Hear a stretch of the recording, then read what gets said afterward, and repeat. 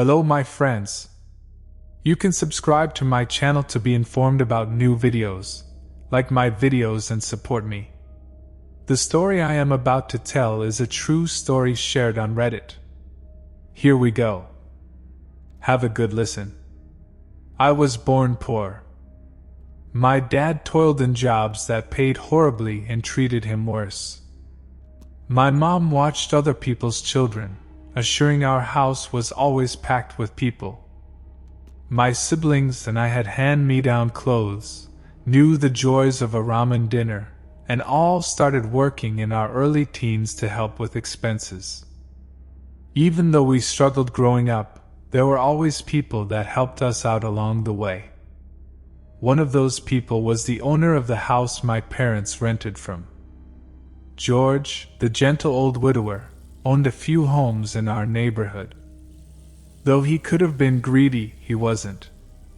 George offered a fair rent, fixed problems as soon as possible, and would let my parents pay in 2 payments if they needed to. He didn't have to do that, but he did anyway. He was kind to us when he was under no obligation to do so. I think he liked our family. When he would come over to fix a problem, he would always say our family reminded him of his own family. He would let me watch him as he repaired something. I soaked up everything like a sponge. It's fair to say George inspired me. He used to say, "Owning a house was a job, but helping out a family was a joy." I like that and have carried it with me on my journey. After I left high school, I started working in a real estate office. As what tends to happen, the more time I worked at the office, the more I wanted to get into real estate. Before too long, I took my exam and got my license. That first year, I was 30th in sales in my office. The following year, I was first. Helping families find their forever home made my heart sing. As George would say, it became my joy. When I had a little extra coin in my pocket, I decided to start flipping houses as well as selling them. It's a unique job that comes with its own challenges. Some are unavoidable. Old homes have outdated kitchens and bathrooms, but other issues crop up because someone screwed up at some point in the home's long lifespan. Bad owners, shifty contractors, or even old man winter can all add to a house's current issues. In the flipping game, you roll with the punches the best you can.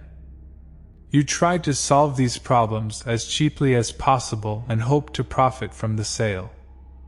Sometimes you win, sometimes you lose, but that's part of the thrill. The kind of thrill I had with my latest flip is one I'd love to avoid for the rest of my life.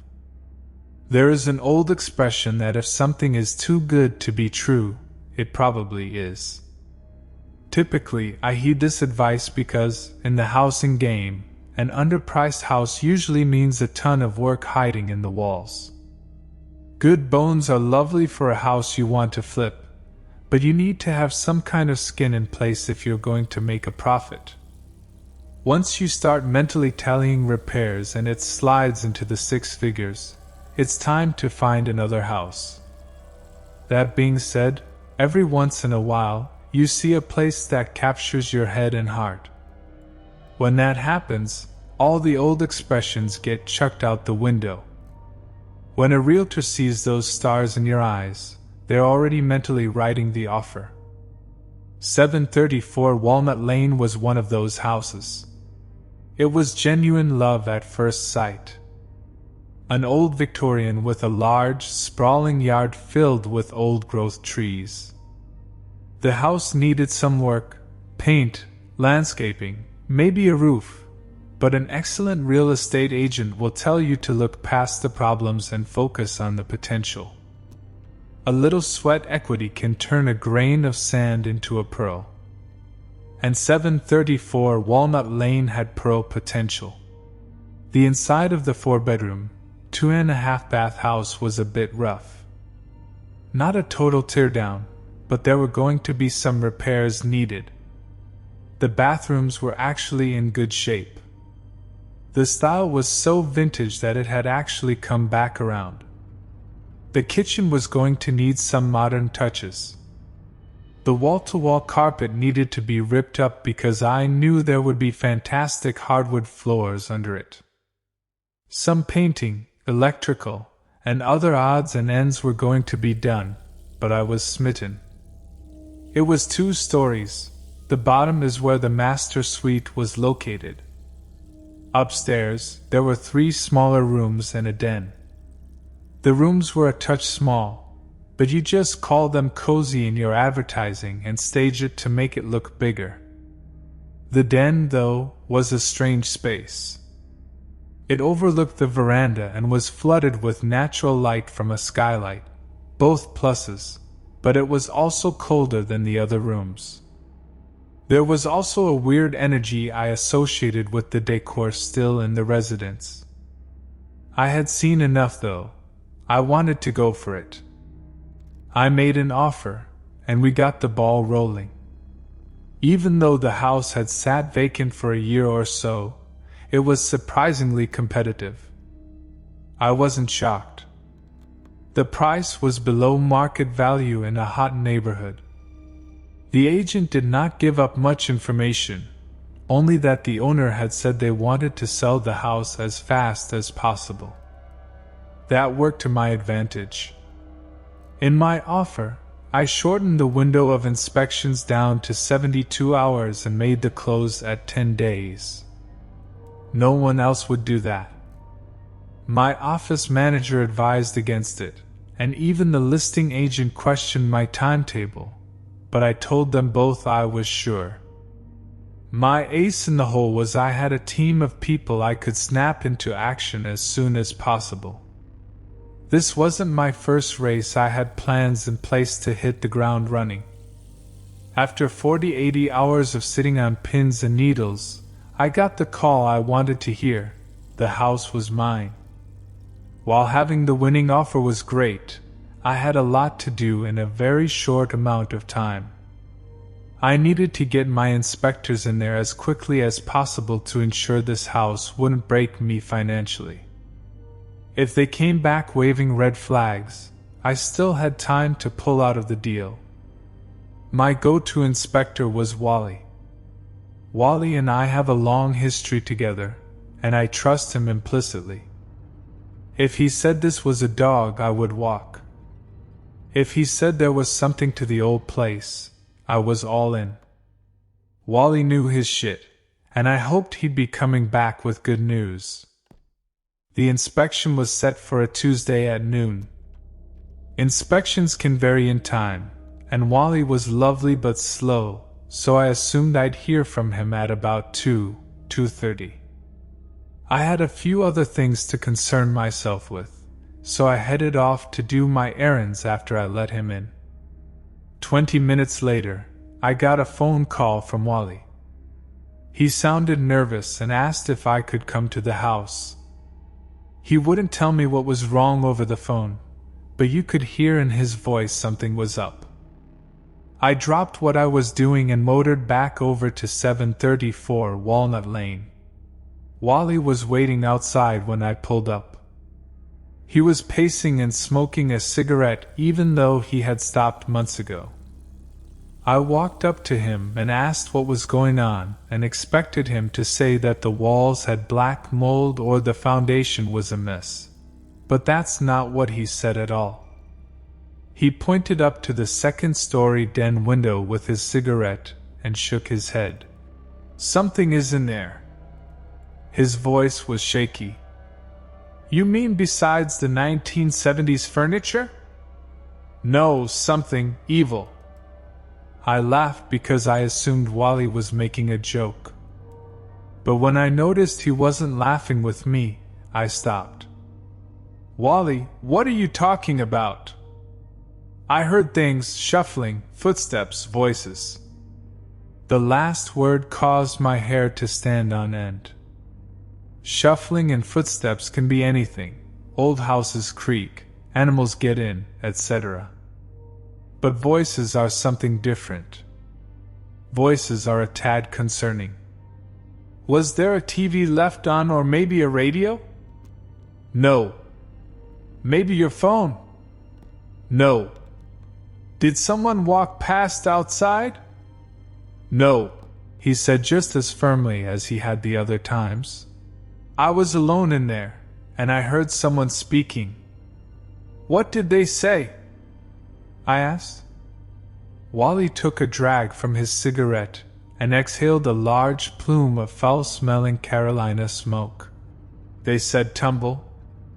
Tumble, I said incredulously. What the hell does that mean? I was walking up the stairs when I heard it. I think it was a warning. That something was going to fall down the stairs at you.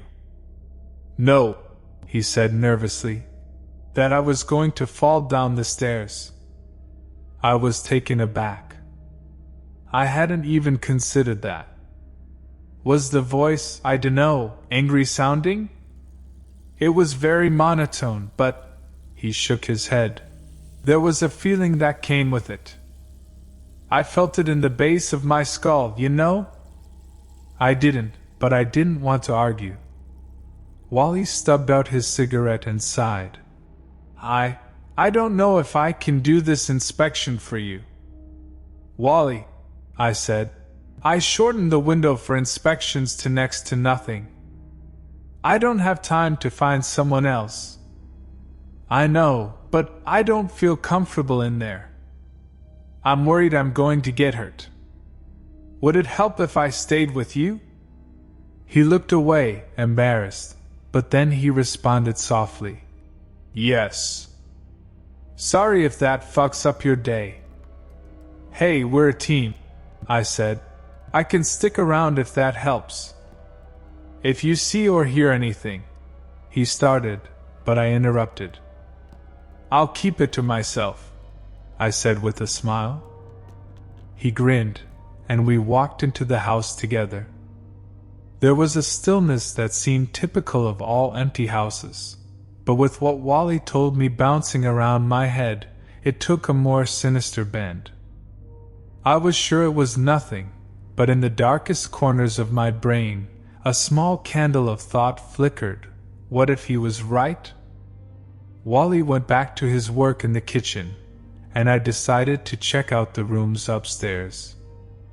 Not going to lie, as I was walking up those stairs, I half expected to hear a voice start talking, but the ghosts didn't like me and didn't make their presence known. I had no issues walking up to the second floor, other than noticing the handrail was a bit loose. I entered the first small bedroom on the left. It was painted a light blue, and I assumed it may have been a little boy's room at some point. There was a window that looked out towards the street. I took in the view and nodded. The yard needed some work, but it had so much curb appeal. Just then, I heard the floorboards behind me creak. Without turning around, I said, Do you know a good landscape guy? Jerome has seemed to run into a creative funk lately, and I want to spice things up. But there was no response. Wally, I said again, this time turning around, expecting to see Wally's face looking at me. Instead, it was just the empty room. I walked out into the hallway and glanced around. No one was there. I called out, Wally! After a few seconds, I heard a muffled, Yes? Come back to me from somewhere downstairs. Never mind, I found it. I lied. He said something I couldn't hear and went back to work. I left the blue room and walked across the hallway to the next bedroom. Once upon a time it had been a bright yellow, but it had faded to a Dijon mustard color. This room had more furniture than most, an old bed that looked like it was never comfortable and a chest of drawers straight from a Sears and Roebuck catalog. This room felt smaller than the blue room, but it was probably because of the furniture. If I remember correctly, the dimensions were the same. I walked over to the backyard-facing window and glanced out at the old-growth trees. From this window, you could scoot out onto the roof and climb down the tree and escape. This would be a perfect room for a trouble-causing teen. I walked over to the chest and pulled open the top drawer. To my surprise, a photo came sliding down. I plucked it up and saw a picture of an old woman sitting alone on the edge of a bed. How old I couldn't tell, but she was up there. She was short, I'd wager around 5 feet flat, with dark black eyes and graying black hair. She looked frail and, if I'm honest, miserable. You could just see it on her face. She didn't want her picture taken, nor, it seemed, to be alive anymore. I was about to place it back in the drawer when something caught my eye in the photo's background. I pulled it closer to my face to make sure my mind wasn't playing tricks on me. But when I saw it up close, I felt a cold chill run down my spine. The old woman's shadow did not match up with her body. Now, this wasn't some trick of the light or something. The shadow created by the flash just didn't resemble the old lady sitting in the photo.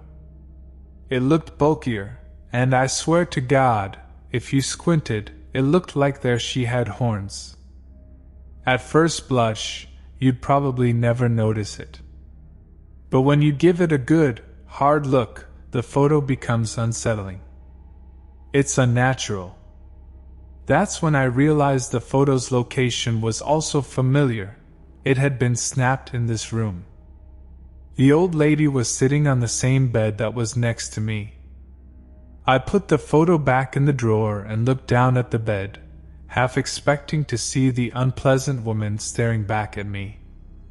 Thankfully, it was just the same brown and gold comforter that had been there when I walked in. I decided that I had seen enough of this room and headed back out for the hallway. When I was about to cross the threshold, I heard a pronounced whoosh near my ear, like someone was striking a match. I jumped back out of instinct but laughed when I realized there was nothing there. That being said, I quickened my pace. There was one last room I hadn't been in yet, and that was the bedroom at the end of the hall. As I walked along the hallway, I could hear the floorboards creak underneath me. Normally, I wouldn't have given it a second thought, but in light of some of the weird shit going on, it caught my attention.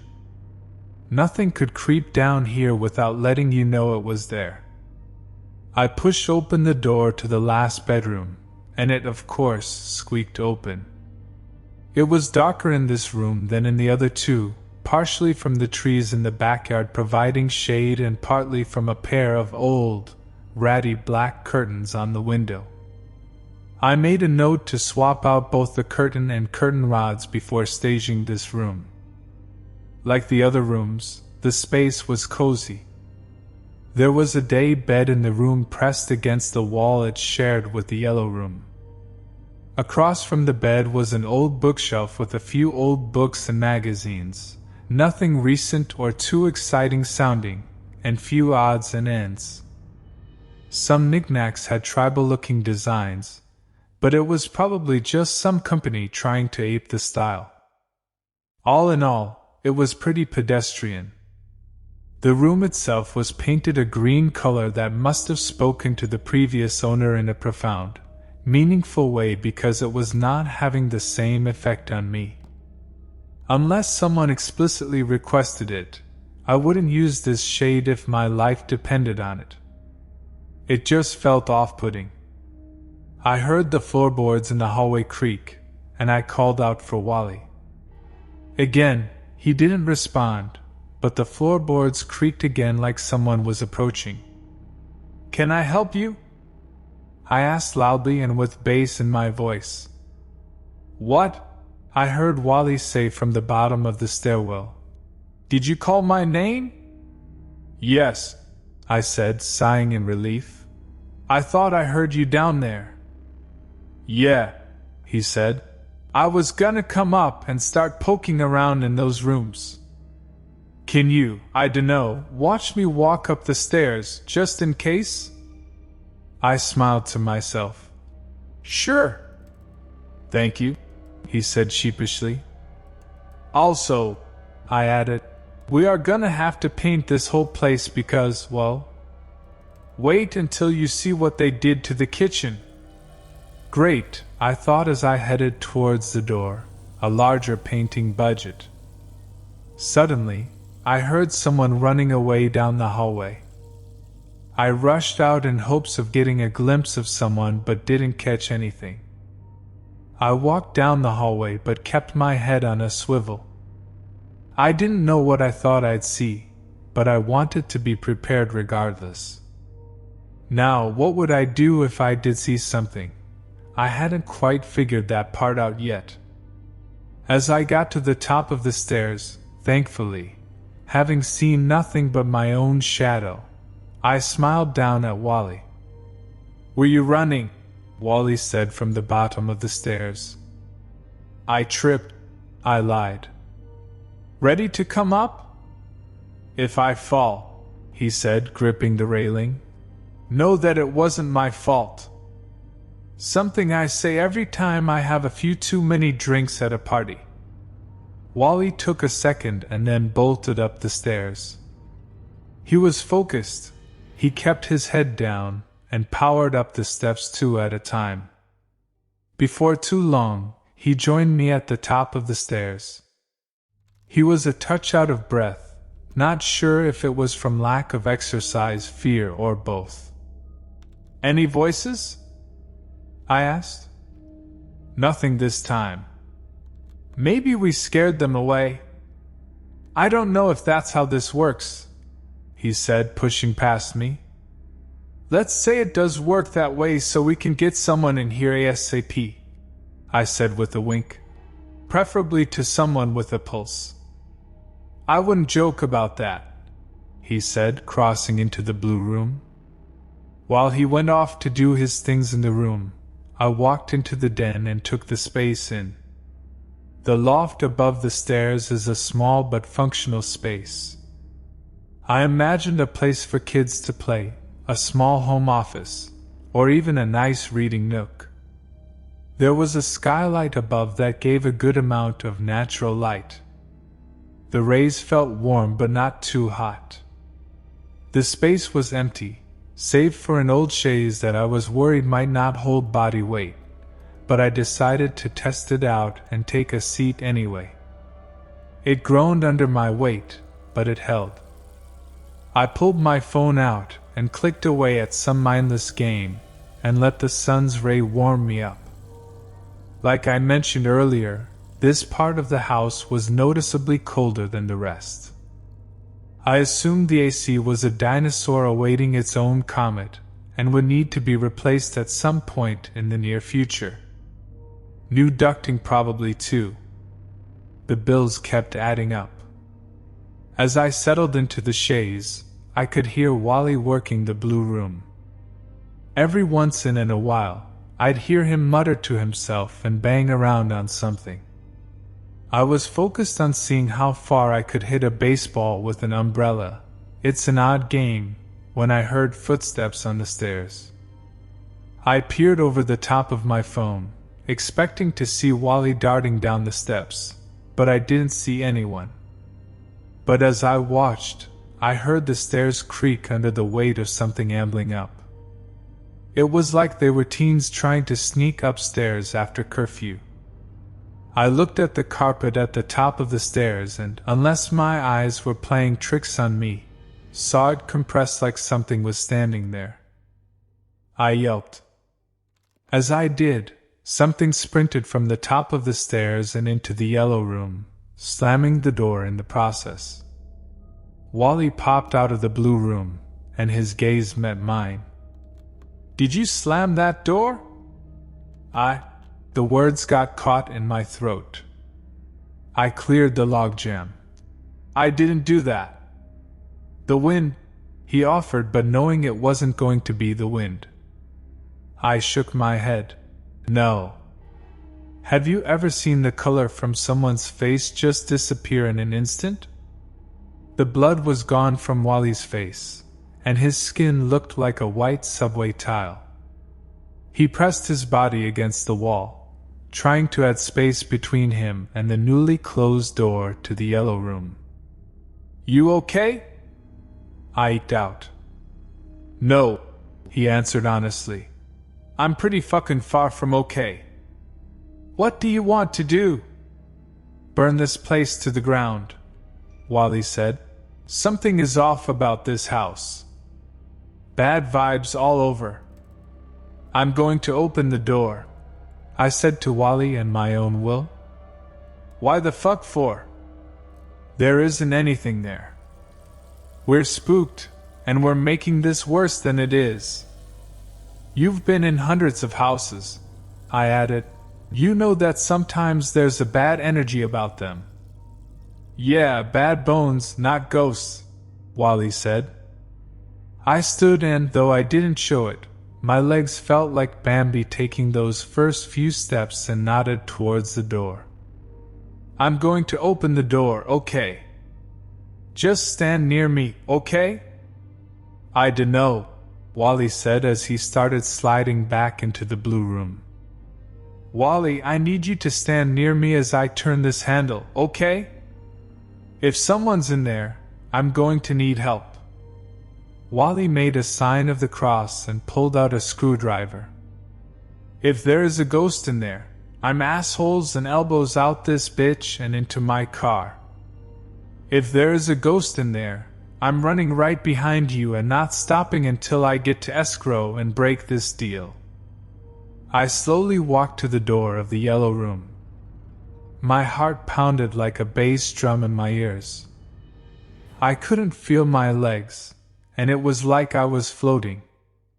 Before I knew it, I stood outside the door of the yellow room and put my hand on the handle. I looked back to make sure Wally hadn't split, and he was true to his word. He stood by, screwdriver at the ready. I nodded to him and took a deep breath.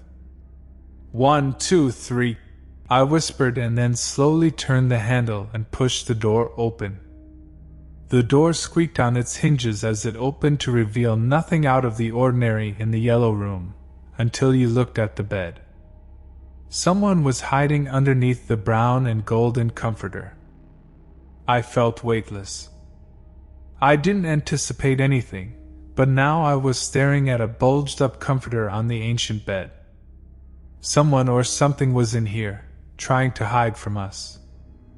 I looked for movement, but I didn't see any. It was like there was a fan under the blanket, blowing it up. "I can see you," I said, my voice shaking. "I just want you to know." Then the blanket went flat on the bed. There wasn't a soul there.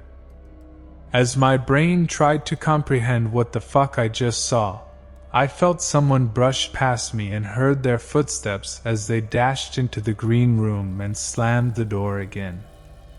I looked back at Wally, who lived up to his other promise to split if he saw a ghost.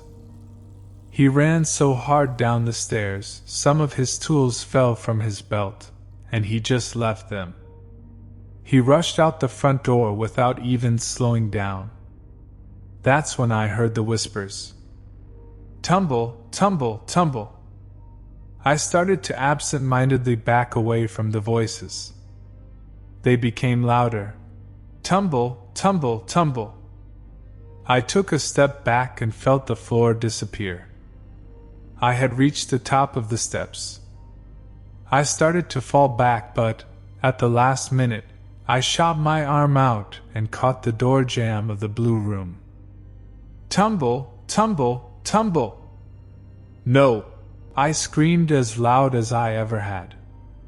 It seemed to do the trick because the voices stopped. I pulled myself back up and stood defiantly in the hallway.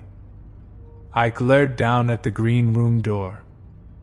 "That shit ain't gonna work with me," I said, tapping into a reserve of courage I didn't know I had. That's when I watched as the handle of the green door twist. A second later, the door opened slightly. I took it as an invite. If I go in there and you pull some shit, so help me God. While the threat sounded nice, I had absolutely no idea what I would do if things got worse. I was operating on pure adrenaline at this point. The door blew open further. I gathered whatever strength had kept me from joining Wally down those steps and walked down the hall.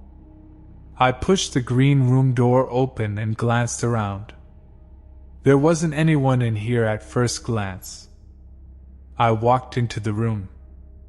I've thought about what the hell convinced me to enter that room, and, all this time later, I have a few ideas. Natural curiosity, a deep-seated need to be thrilled, fear of losing investment, and just being dumb were all legitimate reasons. But one idea stood taller than the rest. I didn't want to be afraid anymore. I may have a tough exterior, but it's only because, in this business, I have to. Any sign of weakness or, weirdly, humanity can be latched onto by jerks and taken advantage of. In those moments, almost anyone could be bullied or forced into timidity. But it hits harder as a woman, especially in a male-dominated field. Never mind the everyday threat of physical violence, something I have to be keenly aware of at all times because of, society, but the constant barrage of extra shit that comes with being a woman. It takes a mental toll to be talked down to or taken advantage of, or having everyone in the room assume you don't understand or know what's going on even though you're in charge. Each event doesn't weaken you much, but the cumulative effect does. When you remove confidence, fear creeps in and stays. I didn't want it to roost in my brain anymore. At the moment, I'm not sure I was consciously thinking of any of this, but as I've moved away from the incident, my mind has tried to color in the details. I mean, if I could face down a ghost trying to kill me, some jackass construction worker wouldn't stand a chance. I walked into the middle of the room, scanned around, looking for any sign that someone was in the room with me. I knew whatever had been under the blanket had scampered into here. At first blush, nothing looked out of the ordinary. Same dark curtains. Same heavy bookshelf. Same weird-ass tribal figures on the shelf. Totally normal. Then the door slammed behind me. I jumped out of my skin. I spun on my heels in hopes of getting a glimpse of something, but, not surprisingly, nothing was there to meet my gaze. My heart was jackhammering at this point, and I didn't think it could beat faster, but then I saw a pair of feet below the curtains. "Look," I said, "I'm going to buy this house." That's when I hear the sound of a match near my ears again. I swatted at the air but didn't hit anything. What I did hear was the unmistakable whoosh of fire starting. I spun around and, in front of the bookcase, I saw flames dancing on the carpet. I rushed over and started stomping on the fire, trying to put it out before the entire house went up in flames. As I was stomping my foot on the ground, I heard the voice again, but it was different now. Deeper with more venom in the tone. "Tumble! Tumble, tumble!" Just then, the curtains wavered. I looked for the feet, but they were gone. I suddenly realized the sound of the fire was gone too. I looked down and noticed the carpet wasn't on fire anymore. In fact, there was no sign there ever really had been a fire. Then one of the tribal figures fell off the bookshelf and hit my foot. "Tumble! Tumble! Tumble!" I turned just as the heavy bookshelf was tipped over. As it came crashing down, I managed to jump and roll out of the way. It clipped my ankle, and I later had a bruise the size of Nebraska, but at the moment, I was mainlining too much adrenaline to notice. As I stood back up, I noticed the void where the bookcase had been. Only it wasn't just a blank space on a wall. The bookshelf had been covering some tiny, secret room. Inside that room, the walls were charred like they had been burned in a fire years ago. On the floor of the charred hidey hole, someone had drawn a circle in chalk. Inside the circle, there was a melted candle and an older and slightly torched photo. I walked over to the hole in the wall and squatted to better look at the picture. It was the same old lady from before. She looked as miserable in this photo as she did in the last.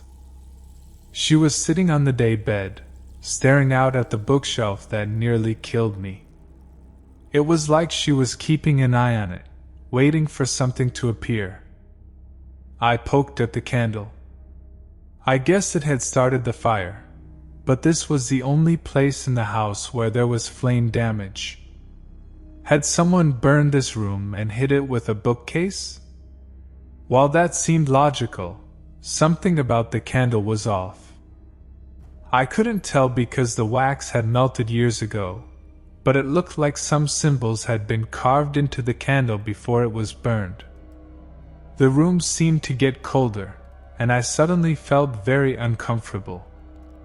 I wasn't supposed to be in this little alcove. I stood up and turned to face the daybed and gasped. I staggered back, nearly falling to the ground. Standing in the middle of the room, staring at me with dead eyes, was the old lady from the photo. There was no emotion on her craggy face. She just stared ahead like she was waiting for something. I stood and collected myself. "I'm going to buy this house," I said slowly and softly. She didn't like that. As soon as the words came out of my mouth, the room seemed to get darker. The curtains whipped in a sudden breeze that swirled around us. My hair was in my face, and I raised my hands to block the wind, but the severe and sudden draft didn't bother the old lady at all. She stayed still and just stared at me with those black eyes. "I'm going to buy it, and I need you to stop all this bullshit." I may have said this with gusto, but inside I was dying. All I thought about was wanting to sprint out of the door. The old lady let a smile cross her lips. Then, in a raspy and hushed whisper, she dragged out a single "No." That's when a ring of fire appeared on the floor around her body. She cackled and then fell through the floor and disappeared. As soon as her body slipped through the ground, the flames went out. But I could still smell something burning. My body was physically trembling, but I held it together. I turned and walked out of the room and into the hallway. As I walked past the yellow room, the door opened and slammed, but I didn't run. The same thing happened when I passed the blue room, only this time I heard another faint cackle. As I got to the steps, the cackle was replaced with a crackling of flames. I saw black smoke pouring out from the downstairs kitchen. That bitch had started a fire. I started down the steps when I heard the now familiar refrain fill my ears. "Tumble, tumble, tumble." Only this time, I felt something touch the small of my back and push me forward. I lost my balance and started to trip down the stairs, but I grabbed the railing to keep from doing any severe damage to myself. I stood and screamed defiantly, "Fuck you!" as loud as I've ever said anything in my life.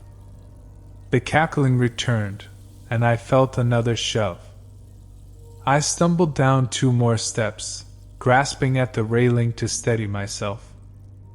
Only this time, the railing snapped, and I fell a good 5 feet onto the floor below. The landing knocked the breath out of me. As I gasped for life, I looked up and saw the dark smoke clouds billowing out of the kitchen. In the middle of the flames was the old lady. She smiled and started walking towards me. As she did, the flames followed behind her. Both she and the fire were advancing towards me. I scrambled to my feet and ran out of the front door. The fire had engulfed so much of the house now. Outside, a small crowd of people gathered around to watch. In the distance, I could hear the approaching sirens of the fire truck. A neighbor ran over to me and asked if I was okay. I nodded, but my eyes never left the front door. As they helped me to my feet, I saw her again. The old lady was hiding in the billowing black smoke, but I could see her form, her true form. It wasn't a frail old lady. The creature, matching the bulky shape of the shadow in the old photo, stood in the doorway. It stared out at me with its cold, dead eyes and watched me to make sure that I was leaving. Confident it had won. The neighbor helped me off the ground and, when I looked back, the creature was lost to the smoke. According to the fire department, old faulty wiring was the cause of the fire. Wally and I were questioned but were cleared of any wrongdoing. Neither of us mentioned the ghost to the investigators. They would have probably locked us up in the loony bin if we had said anything about it. I did tell one person about the ghost, the listing agent. Turns out, 734 Walnut Lane had quite the history with spirits. There were reports of phantom flames, people being pushed, people having nightmares. Most residents didn't stay in the house too long. Renters left every day. It was why the house sat vacant for as long as it had. You don't have to disclose if a place is haunted in our state, so most agents didn't. I do. 734 Walnut Lane burned to the ground. A crew came to clean up the mess, and from what I heard, a lot of those tough guys went through some shit during that job. 3 of them quit and never returned. Wally is better and felt horrible about leaving me. I told him not to worry about it, and we still do business, only now he gives me a much better rate. It's his way of saying sorry. Everyone told me to back out of the deal. I mean everyone. People at escrow, my boss, people on the real estate Facebook groups, strangers I told the story to, literally everyone said to leave that place alone. But I couldn't do it. The lot was too nice of a spot and too good of a neighborhood to sit vacant forever. Someone would snatch it up, build a house and invite a family to make memories there. That creature would be there, waiting to make their own memories. After what I went through, I couldn't let that happen to someone else. I talked the listing agent down considerably on price and went through with the sale. It's all mine now, and I can say with confidence that the lot at 734 Walnut Lane sits vacant and will until I die. People can still enjoy the old-growth trees, and I hired a landscaper to make it look nice. But as long as I have a breath in my body, no house will stand there. The real question is, was the house haunted or the grounds?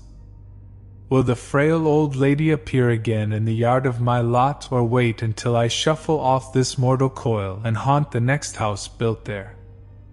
Does she still have powers, or were they taken when the house became ash? Only time will tell. I find myself driving by the empty lot every now and again, sometimes because I have business in the area, sometimes not. I've even gotten out of my car a few times and stared out at the barren land, waiting and watching for something to stare back. The weird thing is, I want them to stare back. I want them to see they didn't beat me. I'm still here, and I'm not afraid. Thank you for listening. You can follow my YouTube channel to be informed about my new videos.